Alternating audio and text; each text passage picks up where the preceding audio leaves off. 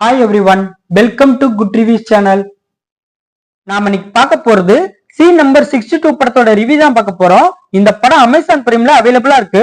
இந்த படத்தோட கதை என்னன்னா, இந்த படத்தோட ஸ்டார்டிங்லயே ஒரு டைரக்டர் ப்ரொடியூசர் கிட்ட கதை சொல்ற மாதிரி காட்டியிருக்காங்க. ஆக்சுவலி அவரு அந்த கதையில என்ன சொல்றாருன்னா, 5 ஃப்ரெண்ட்ஸ் சினிமாவில நடிக்கிறதுக்காக வாய்ப்பு தேடி அலைஞ்சிட்டு இருக்காங்க. அப்பம் போல அவங்களுக்கு ஒரு படத்துல நடிக்க வாய்ப்பு கிடைக்குது. அவங்க எல்லாரையும் ஒரு காட்டுக்குள்ள இருக்கிற ஒரு தனி வீட்டுக்கு டைரக்டர் வர சொல்றாரு. இந்த 5 ஃப்ரெண்ட்ஸும் அந்த வீட்டுக்கு போறாங்க. அங்க ஏற்கனவே 2 பேர் சினிமாவில் நடிக்கிறதுக்காக வந்திருக்காங்க. இவங்க எல்லாருக்கும் சினிமாவில் நடிக்க வாய்ப்பு கிடைச்சதுனால அன்னைக்கு நைட் நல்ல பார்ட்டி வச்சு ஜாலியா என்ஜாய் பண்ணிட்டு தூங்க ஆரம்பிக்கிறாங்க.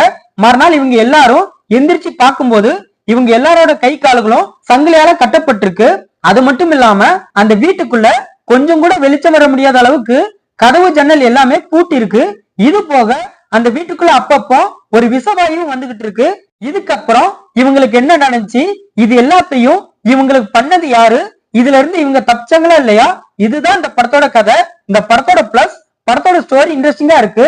படத்துல உள்ள ட்விஸ்ட் ஓகேவா இருக்கு. படத்துல நடிக்கிறதுக்காக வர சொல்லிட்டு இவங்க 7 பேரையும் அந்த வீட்டுக்குள்ள அடைச்சு வச்சிருக்க என்ன காரணம் அப்படிங்கிற மிஸ்ட்ரிய படத்துல ஓரளவு நல்லா கொண்டு போயிருக்காங்க.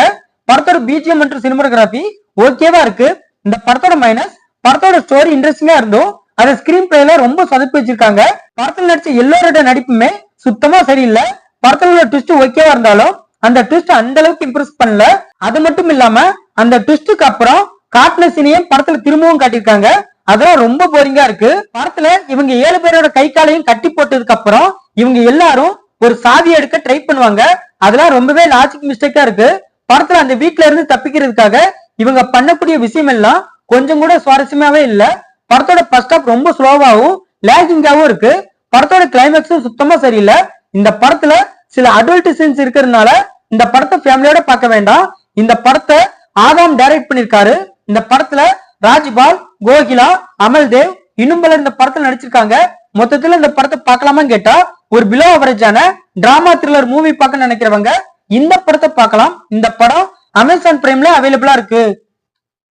இந்த வீடியோ பிடிச்சிருந்தா லைக் பண்ணுங்க, ஷேர் பண்ணுங்க, சப்ஸ்கிரைப் பண்ணி சப்போர்ட் பண்ணுங்க. Thanks for all.